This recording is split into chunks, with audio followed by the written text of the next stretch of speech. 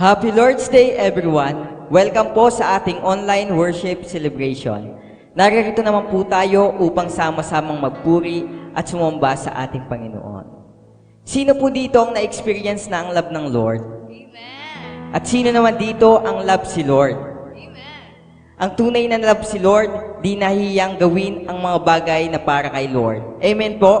Amen. Di nahihiyang sumayaw, pumalakpak, itaas ang mga kamay, at umawit basta para kay Lord, go lang lagi. Sino naman dito ang naniniwala na araw-araw tayo binabago ng Panginoon? Amen. Amen. Kung kaya ni Lord baguhin ang buhay mo, kayang-kaya rin ni Lord baguhin ang kabuhayan mo. Amen? Amen. Kaya sa araw pong ito, sama-sama po tayong magpuri sa Panginoon.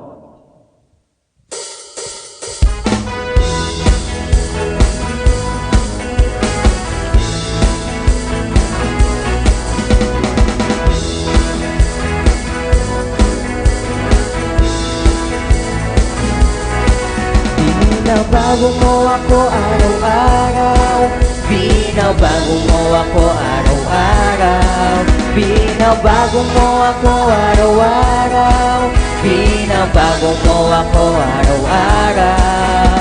Ngayon, bukas, magpakailanman, ang pag-ibig mo ay laging sapat. Binabago mo kami araw-araw, Panginoon. Binabago mo ako araw-araw, binabago mo ako araw-araw, binabago mo ako araw-araw, binabago mo ako araw-araw. Ngayon, bukas, magpakailanman, ang pag-ibig mo ay laging sapat. Kaya't love, love, love, tayo'y magmahalan. Love, love, love, tayo'y magkamayan. Love, love, love, tayo'y mag-awitan kay Lord. Love, love, love.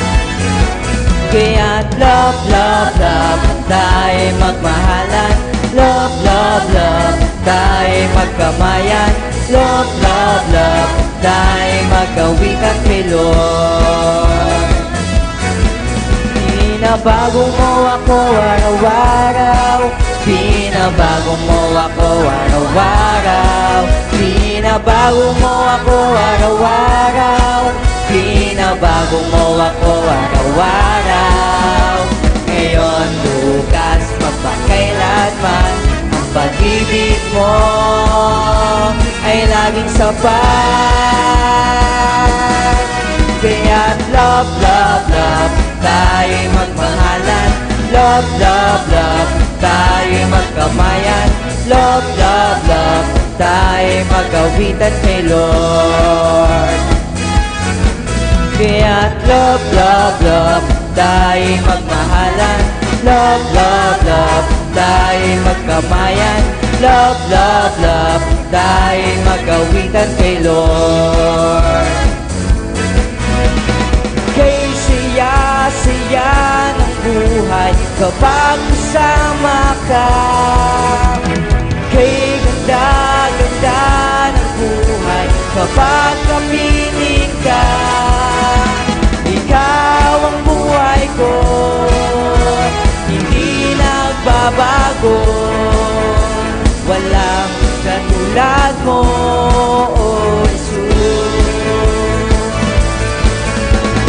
Kay saya ng buhay kapag kasama ka. Kay ganda ng buhay kapag kapiling ka. Ikaw ang buhay ko, hindi nagbabago. Walang katulad mo, O Jesus. Kay saya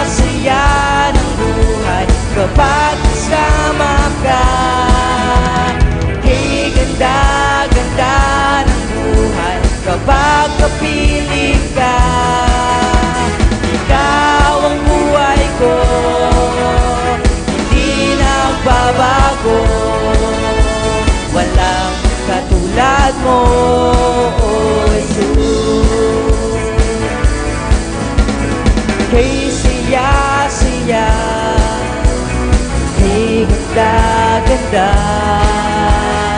hey saya, hey ganda-ganda, hey saya, hey ganda-ganda, hey saya, hey ganda-ganda.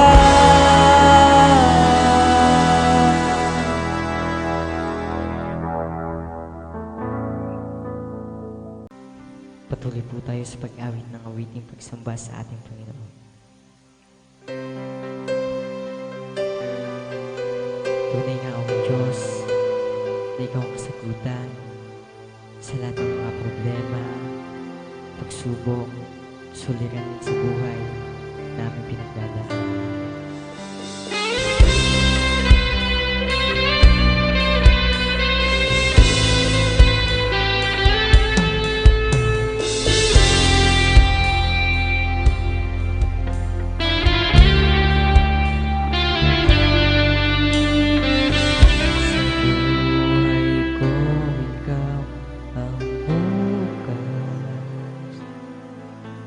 Sa lahat ng suliranin ko, ikaw ang siyang lunas.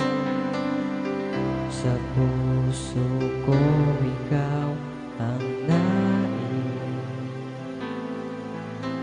Pag-ibig mo, O Diyos, o kay tamis. Sa buhay ko, ikaw ang bukas. Sa lahat ng suliranin ko, ikaw ang siyang lunas. Sa puso ko, ikaw ang nais. Pag-ibig mo, O Diyos, o kay tamis. Napakasarap magpuri sa kalungan mo. Lahat ng nais ng puso'y matatagpuan sa iyo. Napakasarap magpuri sa kalungan mo. Wala nang aalalahanin pa.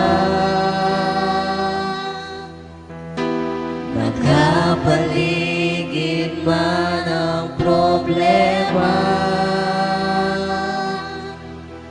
basta't ikaw, basta't ikaw, basta't ikaw, O Diyos, ay kasama.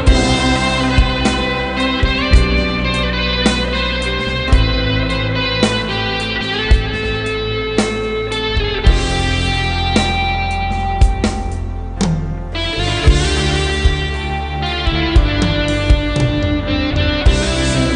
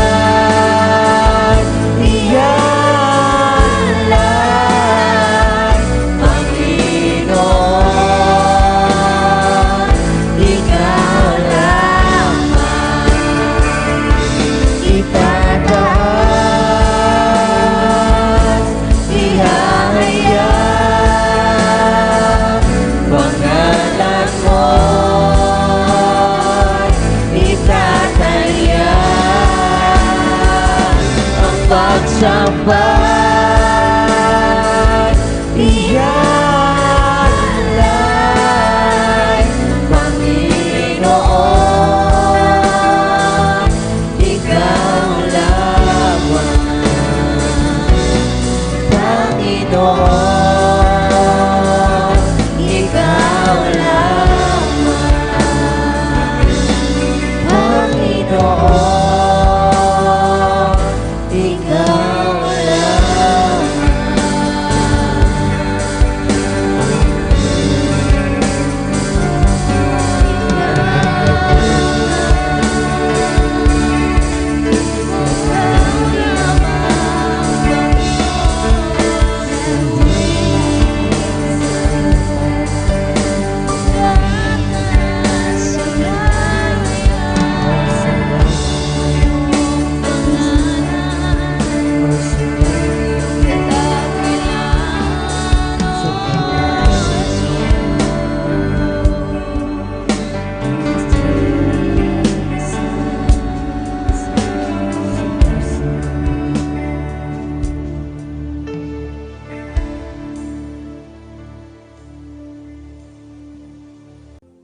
Dumako naman po tayo sa ating communion.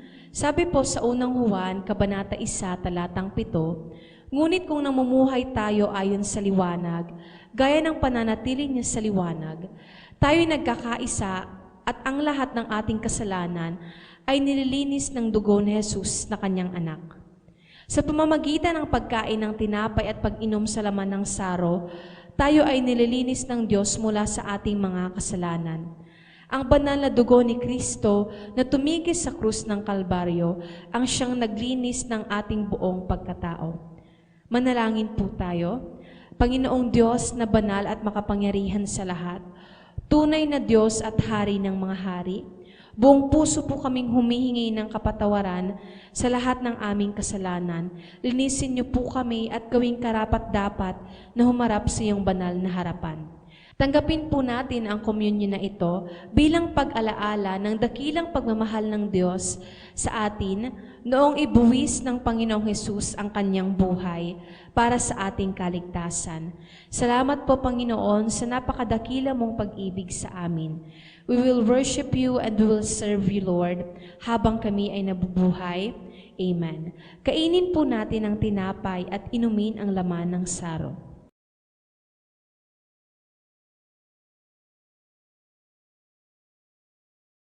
Dumako naman po tayo sa ating pagbibigay. Sabi po sa unang Kronika, Kabanata 20, talata 14, ngunit sino ako at ang bayang ito, buong puso kaming nagkakaloob, sapagkat ang lahat ng ito ay galing sa inyo, at ibinabalik lamang namin. Lahat ng bagay na meron tayo ay galing sa Diyos. Kahit ang ating buhay ay galing sa Diyos, all these things belongs to God. We must bring the portion that belongs to God. Hindi niya ito ipinababalik para sa Kanya, kundi para sa atin upang sumagana tayo sa lahat ng bagay at subukin tayo kung tayo ay mabuting katiwala sa mga bagay na ipinahiram lamang niya sa atin. Lahat ng utos ni Lord ay may kapalit na gantimpala at depende ito kung paano tayo tumutugon dito. If your heart is right, the price is right. Amen? Bring back your tithes to God at asahan mo, kapatid, na kapag tama ang intensyon mo ng pagbabalik ng iyong mga ikapo at handog, asahan mong siksik, liglig at umaapaw ang kayang ibigay at ibalik ni Lord sa lahat ng iyong ginagawa. Tapat si Lord sa kanyang mga salita at ipinapangako. Kaya naman, maging tapat din tayo sa lahat ng mga bagay na ipinagkatiwala sa atin ni Lord. Magbigay po tayo. Maaari niyo pong ipadala ang inyong mga tithes and offering sa mga account numbers na nakikita ninyo sa inyong mga screen. God bless.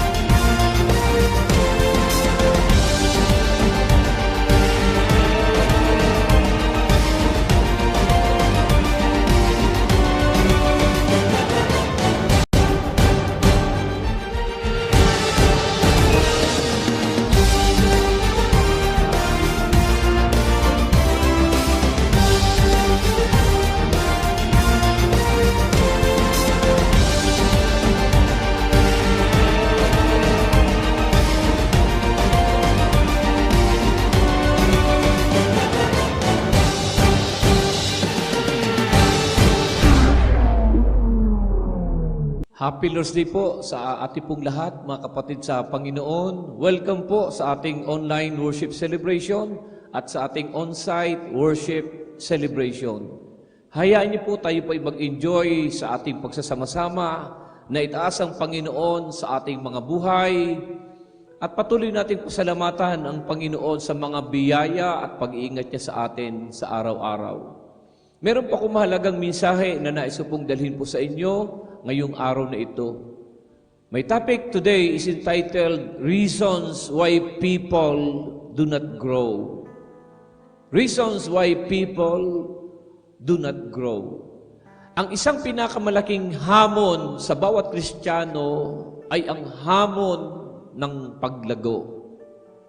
Ang paglago ay hindi nasusukat kung gaano ka na katagal sa Panginoon. At hindi rin ito nasusukat kung sino yung nauna. Merong nauna na nahuhuli at merong nahuli na nauuna. Mga kapatid sa Panginoon, it is God's expectation that you grow, that we grow. Ina-expect ng Panginoon na tayo bilang mga Kristiyano, bilang mga lingkod niya, tayo ay lumalago. Growth comes first before the fruit. No growth, no fruit. Pag nagtanim ka ng halaman, ano ang nauuna? Ang bunga o ang paglago muna ng halaman? Siyempre, kailangan munang tumubo, magkadahon, magkasanga, lumago bago magbunga. Your fruit is only a byproduct of your growth. If you are not growing, do not expect that you will be fruitful. Kung hindi ka lumalago, hindi ka rin mamumunga. The best things happen to those who are growing. Kapag lumalago ka sa Panginoon, ma-anticipate mo na ang magandang bukas mo. Kapag lumalago ka, may future ka. May patutunguhan kang maganda. What will you expect sa isang Kristiyano na laging tumatalikod? Lagi na lang nagbabackslide? Lagi na lang nangihina? Lagi na lang nagtatampo? Laging nagko-compromise, laging nagmamaktol, laging may dahilan. Anong i-expect mong paglago kapag kaganon yung ating attitude? Para kang nag-aalaga ng isang tao na 23 anyos na, nakadiaper pa din, nasa baby crib pa din, nakatsupon pa din. Problema yun. Kailangan talaga yung paglago, kapatid. Ine-expect ng Panginoong Diyos na ikaw ay lumalago. Ngayon, anong mga dahilan? Bakit may mga Kristiyanong hindi lumalago? Reasons why people fail to grow. Nais ko po munang magbasa ng Biblia sa Aklat ng Hebreo, Kapitulo 12, 5 hanggang 11. And have you completely forgotten this word of encouragement that addresses you as a father addresses his son? It says, "My son, do not make light of the Lord's discipline, and do not lose heart when He rebukes you, because the Lord disciplines the one He loves, and He chastens everyone He accepts as His son. Endure hardship as discipline.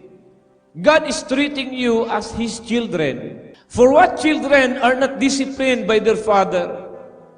If you are not disciplined and everyone undergoes discipline, then you are not legitimate, not true sons and daughters at all.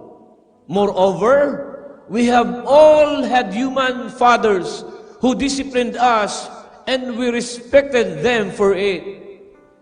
How much more should we submit to the Father of spirits and live?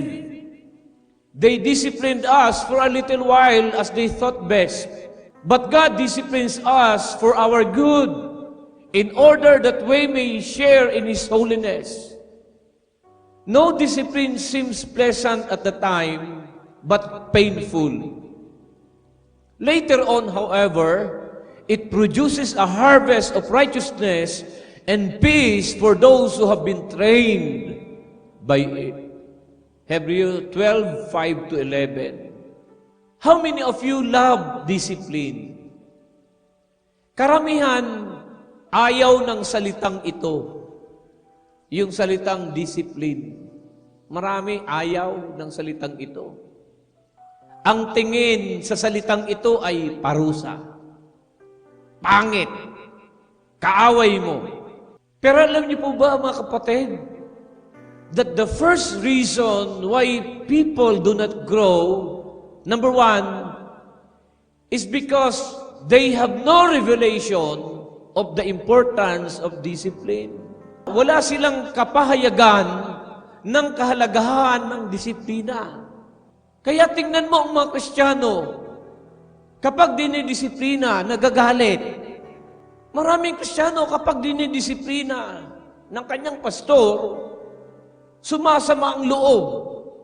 Nagtatampo, lalayasan ka, lilibaking ka sa iyong kapwa. Ang tingin sa iyo ngayon ay kalaban, pakailamero. Pero mga kapatid, kailangan ng disiplina sa ating pag-unlad. Ang halaman kapag tumayong baluktot, kailangan ito ay tuwid upang maging maayos tingnan.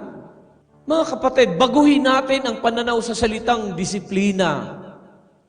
Ito ay kakampi mo at hindi mo ito kaaway. Ito ang magbibigay ng order sa iyong buhay. Discipline gives order in your life. No discipline, no order. Kapag disorder ang buhay, hindi produktibo ang buhay. Kapag wala sa order, pagpapala ba o hindi? Kapag ang toilet bowl ay wala sa order, anong tingin mo, pagpapala ba o hindi? Kapag ang plancha na binili mo, yung hawakan ang umiinit, pagpapala ba? Pakinabang ba o hindi? There must be discipline sa ating buhay. There must be order. Discipline gives order. Dapat inaayos natin ating buhay, nasa tamang order at kailangan pong discipline, kapatid. Halimbawa ng order, yung learn muna. Next, I earn. Then get married. Kapag nasa order, everything will run smoothly. Kapag inuna mo yung get married muna, sunod ay hanap ng earning, at huli yung learning, ewan ko lang, kapatid, kung magiging smooth ang buhay mo. Huwag guguluhin ang order ng buhay. Learn to appreciate discipline as a treasure. Discipline is delivered by your parents, teachers, yung leader mo, yung pastor mo. Hindi niyo po ba napapansin, mga kapatid, ang taong lumalago, laging may katabing discipler. Ang mga anak na ayaw ng disiplina, mga street kids, ang tawag doon, mga bagamundo, mga batang kalye, mga batang lagalag, at patapon ang buhay. Yung mga batang ayaw ng disiplina, layas sa bahay. Dapat meron kang katabing discipler. Without revelation on the importance of discipline, akala mo pinaparusahan ka, akala mo inaapi ka, akala mo inaaway ka. But with revelation, you will appreciate that discipline is a friend, not an enemy. Discipline is a must. It is one of the basic foundation for growth. Without the basic, you will be sick. Without discipline, you will have a wasteful living. Masasayang ang buhay mo, kapatid, pag walang disiplina ang buhay mo. Gaya ng prodigal son. Ayaw paturo, ayaw patuwid, ayaw pakorek, layas. May mga taong walang disiplina sa buhay, wala na ngang pera, puro using pa. Hirap na nga, susugal-sugal pa. Kapos na nga, laklakero pa. Wala na ngang pera, puro Dota, puro ML pa. Hirap na nga, pasaway pa. Yan ang buhay ng walang disiplina. Discipline is part of your growth factor. Kaya lang may mga taong ayaw ng discipline. They are unable to see the importance of a spiritual authority. Hindi nila makita ang kalagahan ng spiritual authority. Sa Romans 13 verse 1 to 3, pinapakita, kapatid ng Biblia, that God institutes authority to bring order in our lives. Merong parental authority sa ating tahanan, yung ating mga magulang. Merong law enforcement authority. Merong tinatawag na mga medical authority, yung mga doktor. Without authority, what do you think will happen to a country? Chaos, kapatid. Magiging magulo. Yung batas trapiko lang, pag hindi natin isusunod ng batas traffic at wala tayong disiplina, talagang maraming aksidente mangyayari sa lansangan, magbubungguan ang mga sasakyan pag walang magpapairal ng disiplina. Yung magulang mo, otoridad ng buhay mo para makapagtapos ka ng pag-aaral mo. Sumunod ka. Bakit kapag doktor, bank manager, engineer, lawyer, saludo ka? Pero bakit kapag pastor o spiritual leader mo, binabaliwala mo?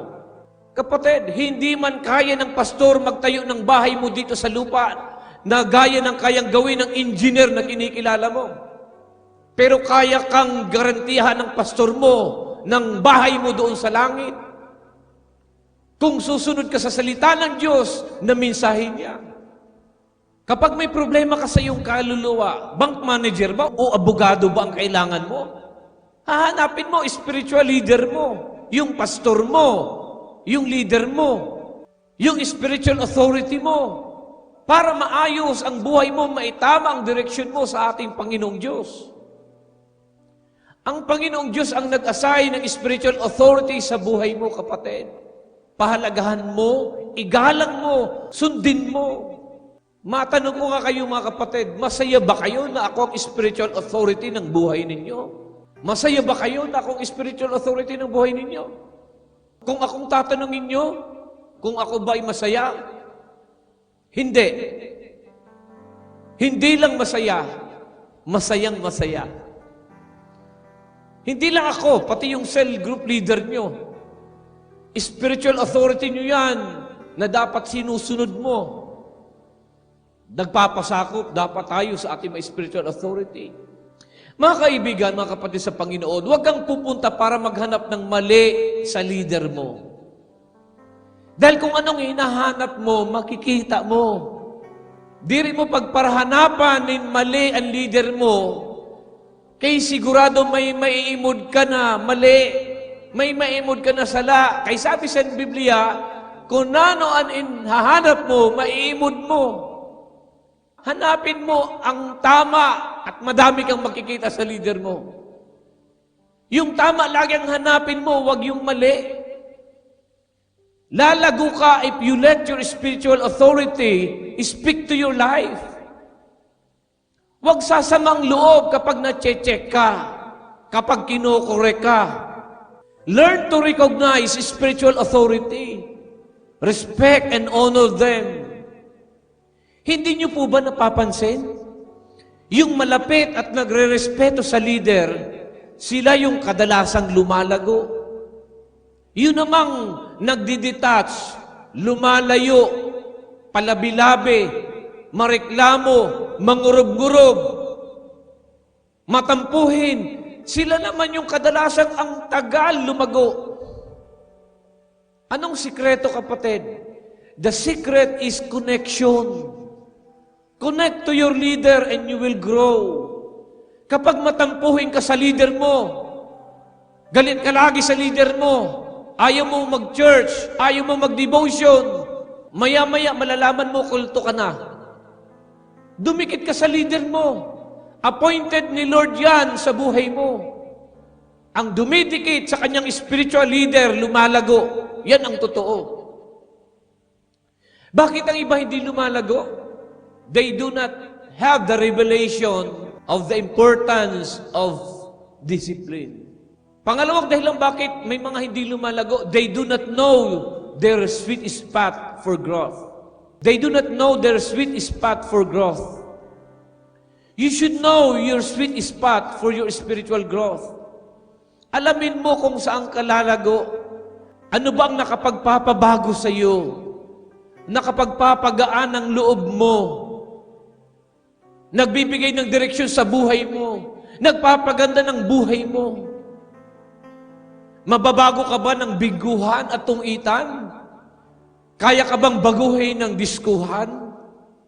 Alamin mo ang lugar na makatutulong sa iyong paglago. Doon kang pumokos. Pagyamanin, pahalagahan, at alagaan mo ang sweet spot ng paglago mo. Yung ating connect group, yung ating church group celebration, yung ating personal devotion, yung ating transformational discipleship process. Marami tayong sweet spot for our growth. Find an opportunity to serve and be used by God. Saan pa bang mga sweet spot mo, kapatid? Tumulong ka sa mga ministries na meron tayo sa ating church, sa music team, sa ushering, sa children's church. Mag-volunteer ka, tumulong ka sa dance team, sa multimedia. Tumulong ka sa sinan. Sumama ka sa grupo o gawain na nagpapalakas ang spiritual life mo. Tulungan mo ang leader mo sa simbahay nyo, sa connect group nyo. Find your sweet spot for growth. If you want to grow, make yourself available to serve God. Magpagamit ka kay Lord. Ikaw na lang, puro ka lang hanap buhay, puro ka lang trabaho. Dapat meron tayong panahon sa ating Panginoong Diyos at meron kang panahon sa ministry mo para kay Lord. Pangatlong dahilan, they do not know their next step to grow. Maraming mga Kristyano hindi alam kung anong gagawin sa kanilang paglago. Ang relasyon sa Diyos, inaalagaan araw-araw, pinagyayaman, minamahal. Tinuruan tayo ng relihiyon na ang pagmamahal sa Diyos, ginagawa isang beses sa isang taon. Kasi love daw si Lord, pupunta ng tiwi once a year. Magpipinitensya once a year. Magpapabasa once a year. Yan ang tinuro ng relihiyon na pagmamahal sa Diyos once a year. Mga kapatid sa Panginoon, ang relasyon at ang pagmamahal sa Diyos ay inaaraw-araw. Araw-araw magpupuri, araw-araw ako'y sasamba. Inaaral mo dapat ang mga hakbang ng pagpapalago ng iyong buhay para sa isang masiglang relasyon sa ating Panginoon. Know your next step to grow. Magsimula kang attender. Magsimula ka sa pag-attend. Attend ka ng church celebration. Next is find a connect group. Find a cell group, a simbahay group. And in a cell, in a connect group, you will find a leader. Dumikit ka doon, kapatid. Sundan mo ang leader mo. Kung anong sasabihin ng leader mo, gawin mo. Sumunod ka. Yun ang gagamitin ng Diyos sa iyo para i-guide ka sa iyong paglago. Sasabihin ng connect leader mo, dapat ikaw ay nag-church lagi kapag kalinggo. Dapat ikaw umaatin lagi sa ating connect group. Ang spiritual leader magtuturo sa iyo, kapatid. Tuturuan ka kung paano mag-personal devotion. Mag-record ng araw-araw na sasabihin ng Panginoong Diyos sa iyo. Yung leader mo ang mag-i-speak sa buhay mo. Payagan mo ang leader mo magsalita sa iyo at sundin mo. Yung spiritual authority mo magsasabi sa iyo na mag-join ka sa ating encounter. Mag-join ka sa ating post-encounter. Sa ating transformational discipleship process. Isang araw, tuturuan kang mag-invite, mag-lead ng isang cell group, ng isang connect group. Dati, isa kang member, pero kapag nagtuloy-tuloy ka, gagawin ka ni Lord na isang leader. Inaalam kung paano ang paglago at ginagawa ito. Wag lang puro plano. Plano magpagamit, plano mag-serve, puro ka lang plano. Hanggang ngayon, plano pa rin. Humakbang ka, mag-commit ka, magpagamit ka. Hakbangan mo yung plano mo, kapatid. Dumikit ka sa pastor mo.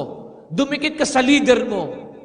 At tuturuan ka ng spiritual authority mo kung anong gagawin mo para sa iyong paglago. Step by step.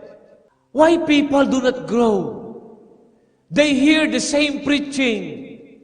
They go to the same place. They listen to the same preacher. They join the same celebration. May mga lumalago, merong hindi lumalago. May responsive sa leader niya, merong passive sa leader niya. May nagre-respond sa salita ng Panginoon. Yung iba, kibit-balikat lang. Kinakausap ng Panginoon, kinakaligtaan lang, itinatabi lang. Be responsive sa salita ng ating Panginoon. Bakit maraming tao hirap lumago? Next is that they are not ready to grow. Hindi sila handang lumago. Hindi pinaghahandaan. Hindi siniseryoso. Lack of preparation. Gusto mong lumago pero hindi mo pinaghahandaan.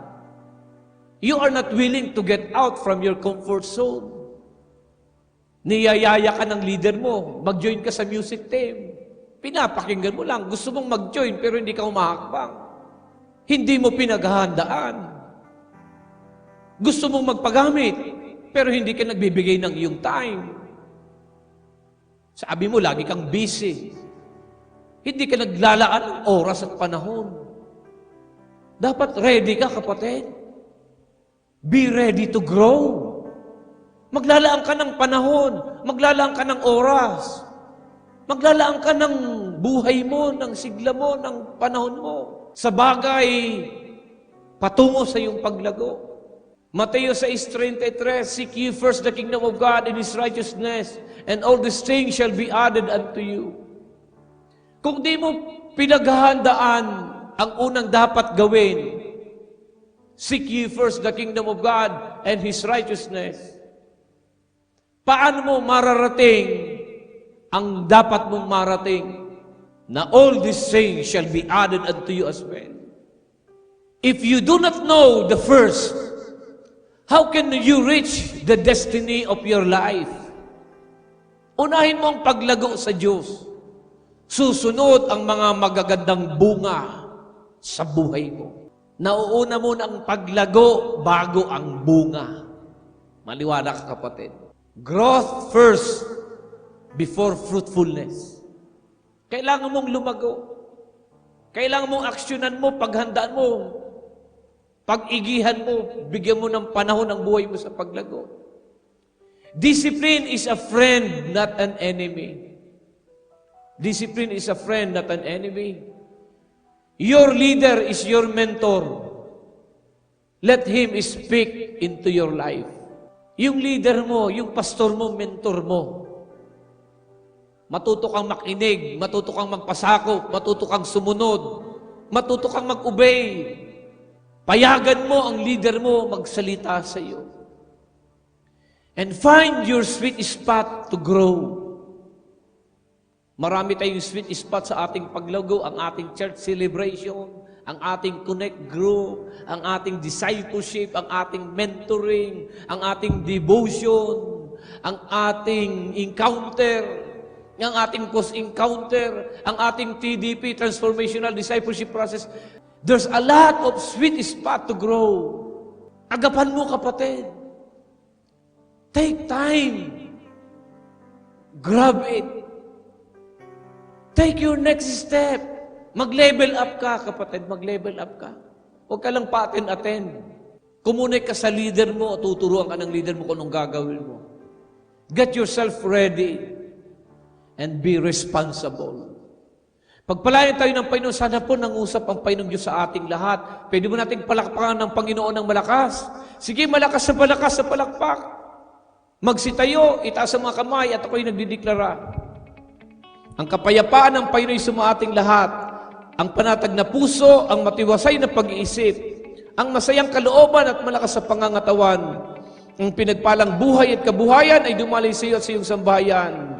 Pakaingatan ka ng Diyos sa isang buong linggong darating at ang kapayapaan niya maghari sa atin Tanggapin natin lahat ito sa pangalan ng Ama, ng Anak at ng Espiritu Santo. Lahat ay magsabi ng Amen.